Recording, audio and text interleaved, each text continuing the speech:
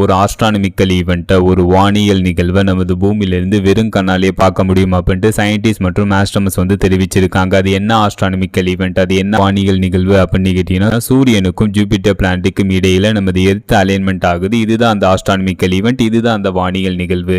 இந்த astronomical event அப்ப, இந்த அலைன்மெண்ட் அப்ப சூரியன், பூமி, ஜூபிட்டர் மூணும் ஒரே நேர்கோட்டில் இருக்கும். இந்த அலைன்மெண்ட் அப்ப, இந்த ஆஸ்ட்ரானமிக்கல் ஈவெண்ட் அப்ப பூமியிலிருந்து ஜூபிட்டர் பிளானட்டை வெறும் கண்ணாலே பார்க்க முடியுமா அப்படின்னு சயின்டிஸ்ட் மற்றும் ஆஸ்ட்ரோனமர்ஸ் தெரிவிச்சிருக்காங்க.